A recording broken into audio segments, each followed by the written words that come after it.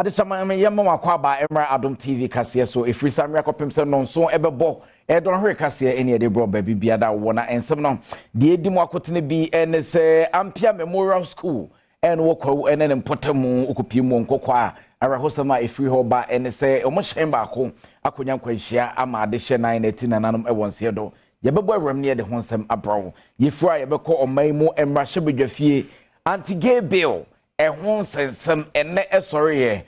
opanyina fanyo maken wode nsebi atudwa wotwem se ene yede obatum ne yede obatum no ehona de kayemre nase eno so mu nsem yebebo awram ne yede abrawo ne kwakwa no yebekọ akọre yesefa anwo bo sauso na gas bo ene diesel bo efrichi ne ko wanhwe ya eno so bekọ soro nsebi kamamu ne abone bede ede na media mejiso obidum bi edukumi me na me so mo ene enwumri ye na ye homra ye ba ye binya daje na fa ya boy ransem no ye ba isia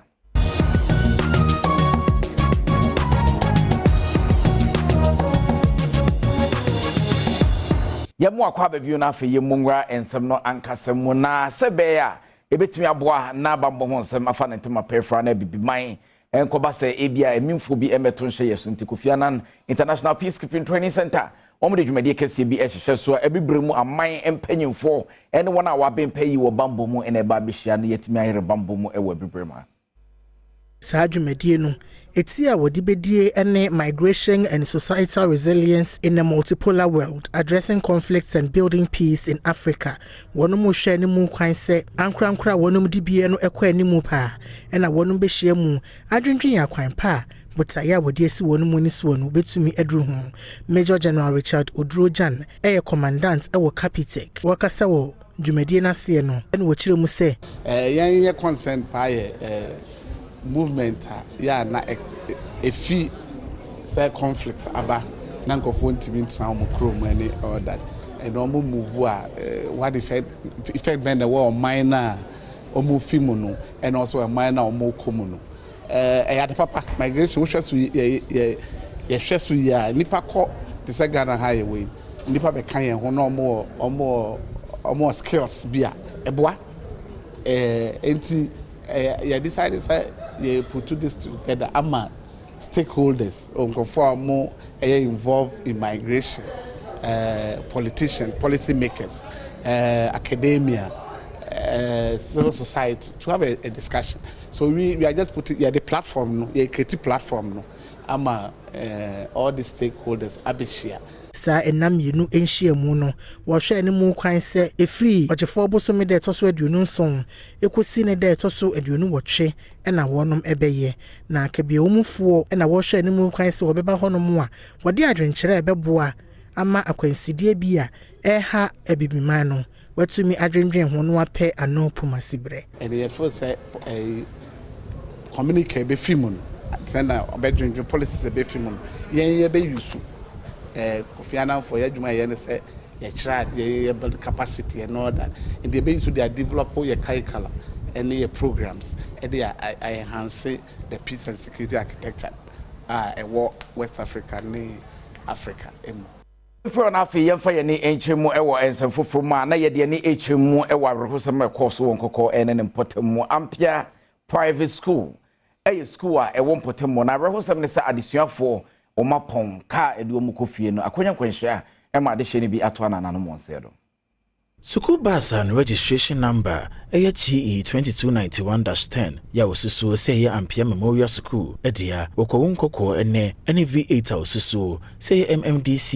yo wasantimantemo dia akwakodi ehia na sa kwanhia ya esiye no wo kyeremu dia nipa 9 ena ahwere wo mu enkwa wo mu na dodo na enso so na epradendenden abradom kase ni opanyi ba ko a odina ni edi sa semi ho adanse yetwetwe nkomo no wo kyeremu kwan ye fa so a esifa esiye na sanso so na ye kase die abaten ya wo ma eko Ampia Memorial School edi medical tent akokopie mu ewo Holy Family Hospital ye no wo nkoko ya okwakohwese de omma no ho esifa etie Chama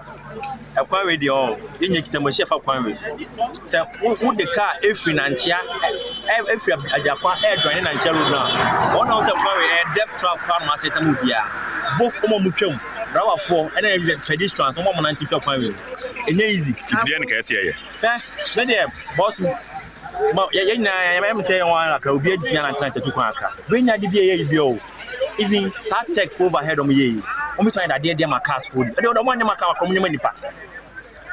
You hear overhead, a quiet hand, you hear overhead. I'm going to 30 minutes. When I get back, or you do my one couple here, White House, on the school, I'm here. Now, they are first school for free and the hospital. They are or the choma or the movie school about one support my your parents. If you feel that can be seen with highway, the paper one check. Or to see the states. Na so also the speed of Bessia Coffee was a little see yellow 800 school bus or no free, and that's every sequence. And now a vehicle, a DC car, also come a highway so. It will know. Yanko or may mumra shebidrefie na okopimo ewo hɔ a ene LGBTQI+ and won sensem esa man homene so anti-gay bill ekowiase opanyine apanwoma ke no yemra shebidwani wasanso obi a wabene ewo mramu what it would say no ma bi o also mutimi sisan wo menti ka be yanko monwene ho mienu Adom TV kase ye bobra ha kofa ensem no ne nkyeremu aka ye de ebro Se de mu kopie mu e wo mrahye bedwemu a de oya abedechire emadom kese no Alexander Afenyomakin abra wo mu ekinkan anti-gay bill e wo mrahye bedwemu no de etoso miensa no ana mrahye bedwani e de tudwa se The amendments presented in this bill are motivated by a strong conviction regarding the necessity of implementing a more rehabilitative strategy in our criminal justice system, specifically with regards to the issues it tackles. So, Speaker, the issue before us is behavioral, and it is my humble view that in dealing with behavioral matters, incarceration is not a solution. It makes the matter worse. That our court system should introduce a more humane, reformative, rehabilitative system where people who breach our laws, who sin against our legislation, would have an opportunity to reform and be reintegrated. To jail Odin nsem atudwa ewieye no dom kitwa no de ono nso eye abedechire ema Roxy Nelson Dafiamekpo enso ede nsem sei ena tudwa. Mr. Speaker, this is the provision my brother, the Deputy Majority Leader, relied on. Mr. Speaker, yet in his entire submission, because the proposed amendment that he intends to move is not advertised, he could not state it clearly as part of the submission. He made a very substantial submission, but it didn't come out clearly exactly which provision of the bill that he intends to be taken through the second stage of consideration. Yanko omemu mrashebedwafie ebio na omemu mrashebedwafie ena dom kuma no panyimpa ono ne freedom edema wo mu governance Kwame Agboja ena odi atodwa so ntimi swele amenhwo aso afọ mampanyine apa wo mu se wonu omu di dwuma na eya akwete se dwuma na eya afono wo mu se den yo ye be from wo memra hye nyaade omu ba wo so mu ntimi a wo mu fanto we nya by force dom kuma won ma hye bedwa mu ede atodwa se de emra hye bedwafo a wonom eye MPP fo entene won ho emma emra hye bedwa mu e wa abra asetena ekoso no wonom ani nye ho kura enei ebra emra hye bedwafo ekọ asetena no MPP emra hye bedwafo anu wonom ewo honom no na wonu aduonu kura na nanka wo hwe animu kwan se soafo a wo hwe akwaniabedie so kwaku oforiese ama ebeba honom ababeyi nsem bia no nanso enya ade se wo baaye na nsem a minority chief whip eka ye efa wonom ani a enye saa ne yoy ne ho no yentie. The majority side, led today by the Deputy Majority Leader, Honorable Afenyomakin, a 17-member majority. Only 17. If we add you before, it will be 18. The question is, the ministers won't come. The members won't come. What is happening? If they don't want to be in government again, I said the other day, they can all resign. They can resign. There's nothing in the constitution which says that you must necessarily be there for 4 years. It's up to 4 years. They can resign today. Because we can't come. Look at us. Does this look like minority to anybody? Is this minority and this is majority? Mekasa anu achire enna Ninia bi de achira wodadom kese na no Alexander Afenyomaken nso editu dwa se asoafo a wonum emrahye a wonum emma emrahye bedwamu no wohunu ne se dom kuma no ede ye amanyosem. Mr. Speaker, on a lighter note, Honorable Agboja makes a political statement that if this government is not ready, she resign. That's a good political statement, but you don't have the full complement of your leadership. You elected your flag bearer several months ago. He's not been able to announce a running mate. If you are giving government, would you have a running mate? If you are giving a government today, would you have a vice president? But you say you're ready. No, we have not stopped about give God the application. He says that you are ready to govern. Do you have your full complement? Where's your running mate? Where's your running mate? Honorable leader. It's okay. He brought it onto himself. So you yourself, you are not ready. You ask us to resign. Oguso here Adom TV kasi ebeda ye ho ba ye ba dia ka na dos ne de bebro.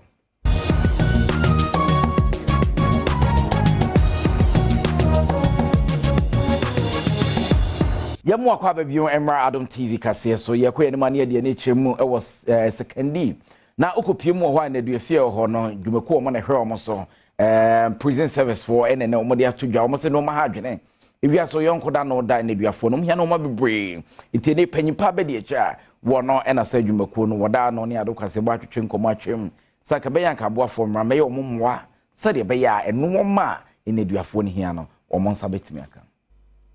Secondary Central Enedufie Eyenedufie son ewo man mu pa nanso deputy director wo de Enedufie no echiremu a eniama bebre yete se enuane enuro ene akade fufuro bi a anko obetumi ade ama Eneduafo no wonum eni bi ewo honom na sede be ya wode sewie ebe hye Eneduafo no afono mu nti wode enuane enuro ene eniama fufuro bi a ne bo no eye Ghana sika no empem aduwotwe akwakodom Eneduafie Abraham Aloti ene gina Eneduafie na namu a wadi sa niamei efri wonum okoye wonum adoye no ehonom. I want to say on behalf of my Director General, the officers here and the inmates, we wish to say very big thank you to what you have done for us this day.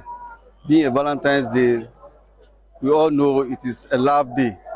and you have really showed us love. I'm sure you all saw what the inmates did to appreciate or to show their appreciation to whatever you have done for us. We pray that this money will go a long way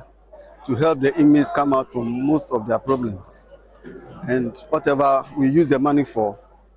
we'll let you know. Managing Director Wada Focus One Media ano Evelyn Edumante echiremu se Valentine's Day yeda wo yi odo adi akire afoforo dia ene na wonum nso wosi dunae se Eneduafie honom ene wo ba be yi do akire wonum a wada honom. As our corporate social responsibilities, secondary Tapade, that is where Focus One is. The prison is situated in the secondary, the locality. So we have chosen here to always come and then show love to them every 14th of the month. Our full time with the Bema is a sign what true. And you'll be on a daha or why here Bonnie and Nabi, family members and so I pay attention to them. Yaba say you must say so many talents were her. Ye for near the nichimu e wo jusak for akache o manya fisha dunum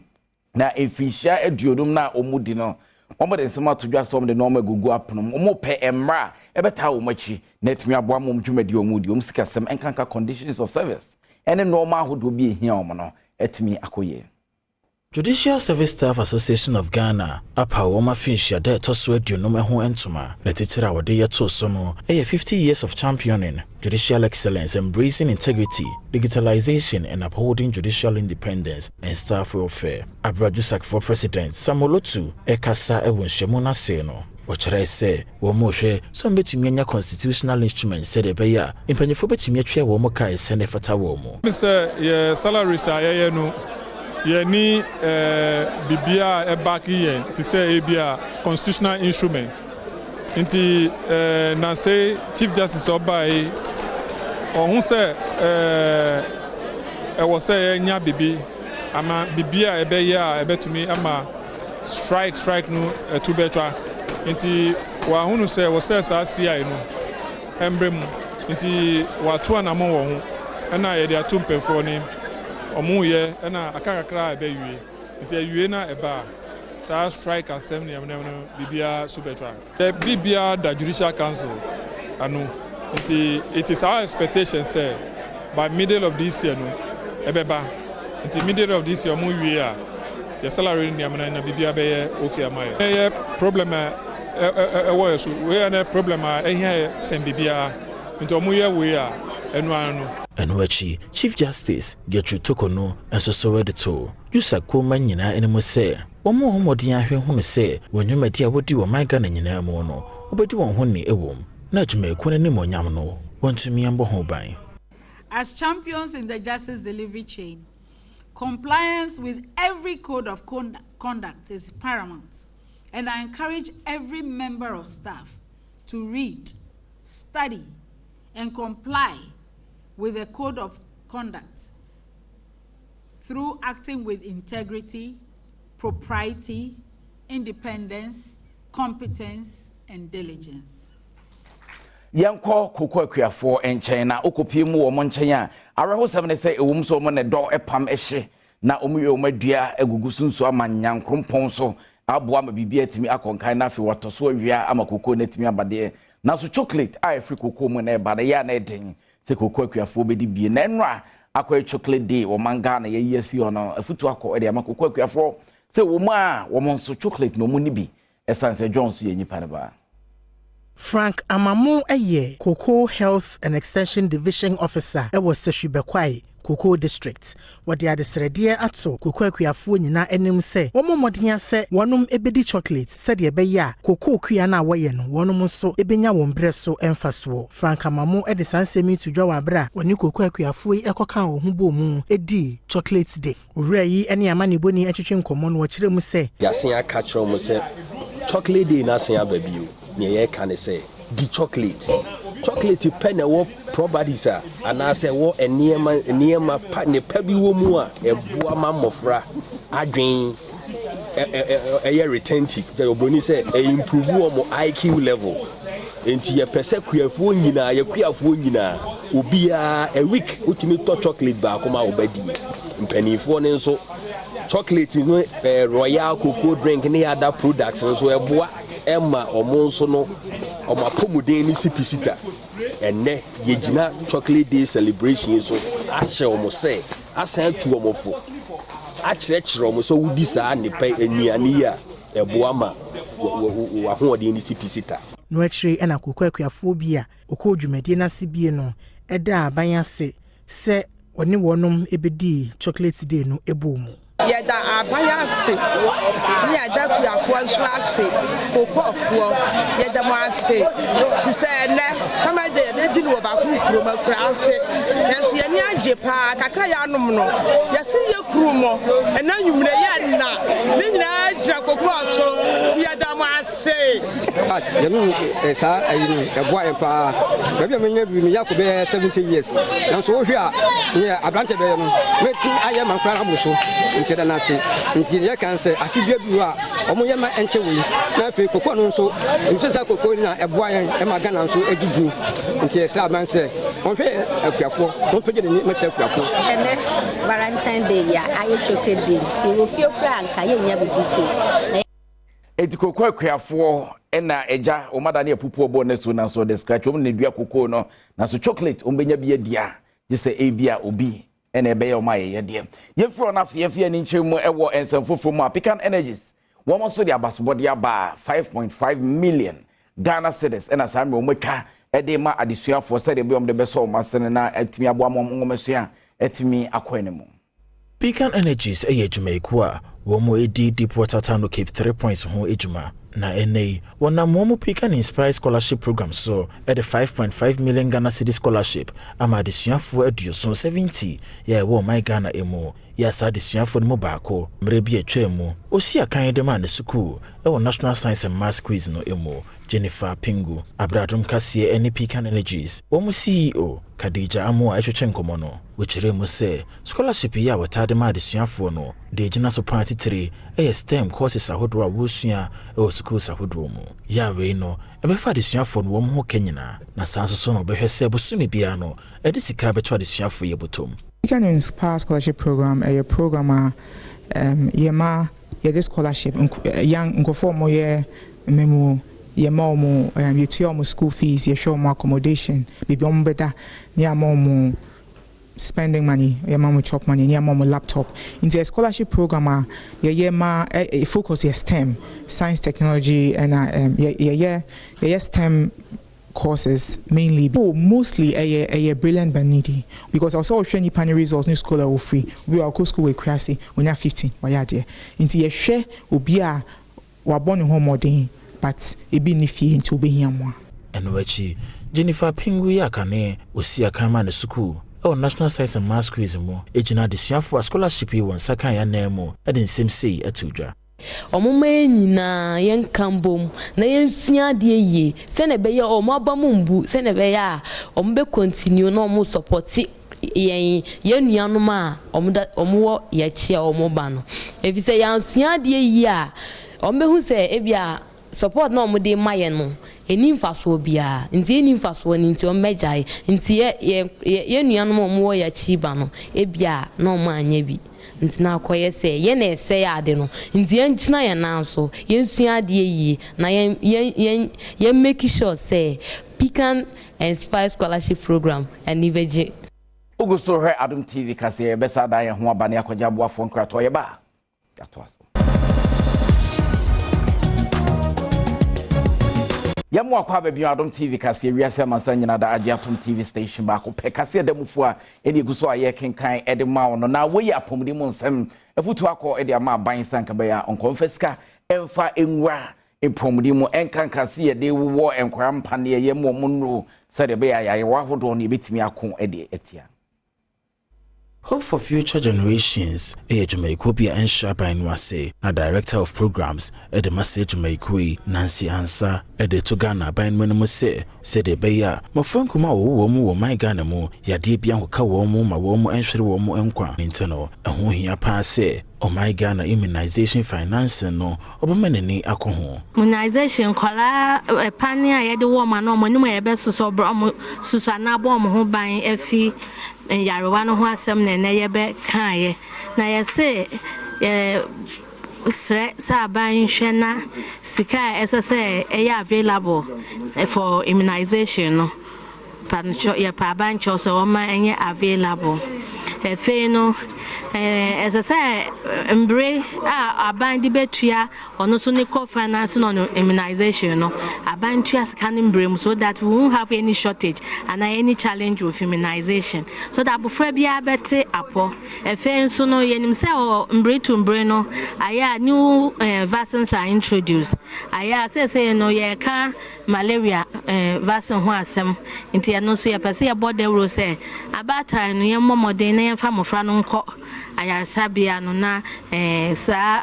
immunization panel no ana no so ayebe som no mo ate apo no abofra bia nso benya bi na mofra no yare Enwechi mashibedwani abogene ma wona e Waterchima North Elizabeth Ofosu Ejare enso so de to aso say sir the royal hope for future generation airboy omo ba ko ti say sa aban e de nioma toto kwan mu se be ya ga before the kwa aban no betwa ni sika domestic resources no dia to sa mpane ani nu e de so nkwala anu enye sa ya de bi tentenchema nkwala bi nti di nda no e bia mokra mu gina bebre nti tentenchema da fi se enentenchema nku nipa sa mpane e wu se Adwade mu nsemu ye bo edi eroma na ye kwakwohwe fango ebo entia ye nya ne se petrol diesel and bios na LPG gas meka from Ajarisa bo wan hwe ai friction eko ne bo no be cost rudi enti na amana koba ne sa ye mfa manche mu mrawo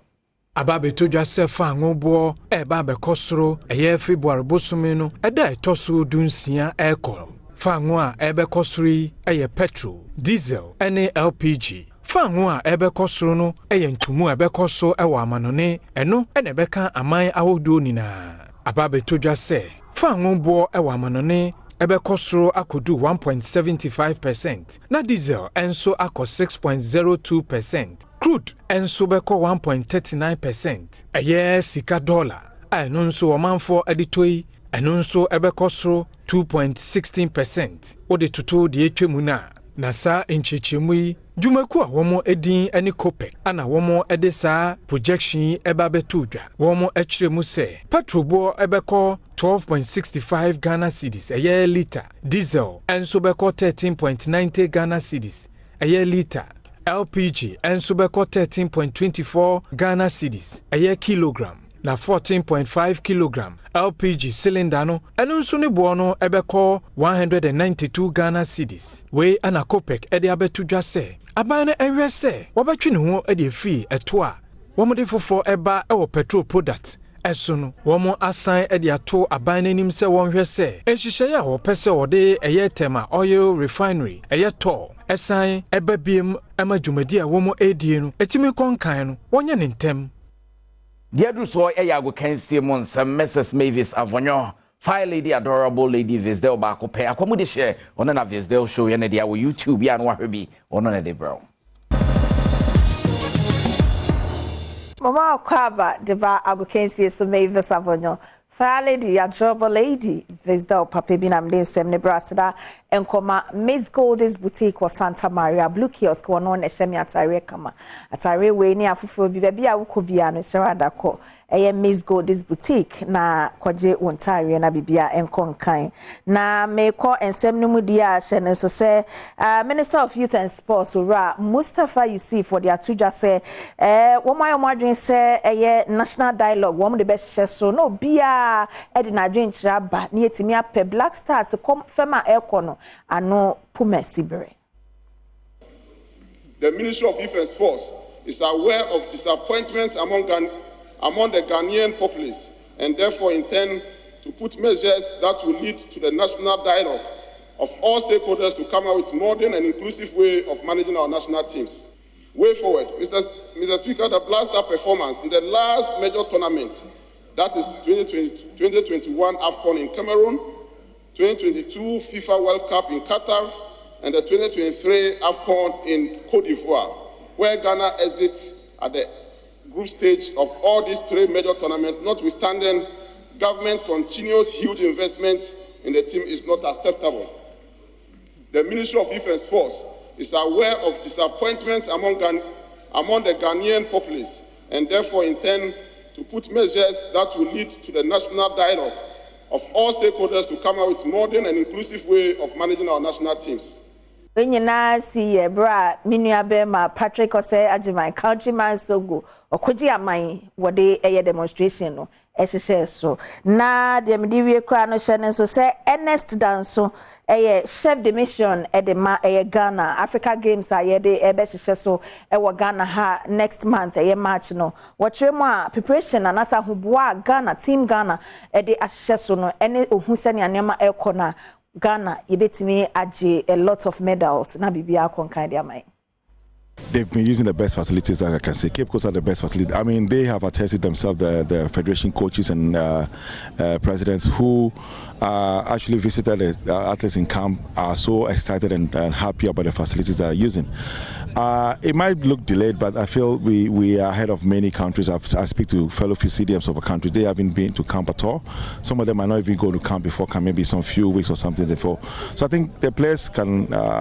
tell you anytime you speak to them that they have the best time so far because they've never had this before in their lifetime. And some way, Kakrame international producers Ebuabuano, Emma Mede Ebra Uni Prems Papa B in Chiakasi and Koma Prem to Bre. Mavis Avonyo Fire Lady Adorable Lady Visdale Papa B. Minya Bema Kweku Edu Kumi and Nesto Papa. The same guest Nisha no friend Bra and Nest. One no de Akano. It was the Diamond Fowls and Kenfidie. eni gide mu nsam ne abo edi ewura mampanyine abedi eche Dr. Mahmoud Bawumia wakwa kwhia Ghana ni de share utwesini ewa America Hollywood metre Idris Elba amoma twetwe nkomo a ni nyina afa kwa mo befa so a o metimi abo amasini twakwan so Ghana sikase makonanem Ghana mampanyin abedi eche Dr. Bawumia eni sinitwani a wakwadre no wache yi ewa adwuma ne mu wo UK mine emu Idris Elba ene ehyia ya wo mu etwetwe nkomo ana wo nkomodie ne nyina no efa kwan a sinitwa adwuma no wo mbesifa tere mu wo my Ghana mu na abo wo my Ghana ne bibi my nyina esikasem ne nkanko emu na wo Ghana mampanya bedi atwe nsem a wo de tu dwa ewo ne Facebook page eso no ekire mu se wo mo dwendwen kwan a wonu ma etwesini wo my Ghana mu ombesifa de hyehyɛ gu akwa mu a ɛbɛboa wo mu sikasɛm emu enya no kwa wo mu sanso di nkomo hwɛ kwan a wonu ma eyisini wo my Ghana mu no sɛ bana so bi efa mu sini na wo yi ewo wiase fa baabi a ombetumi ho ne ko no ama wo ne ko no afa abɛfo so atwa wo mu eka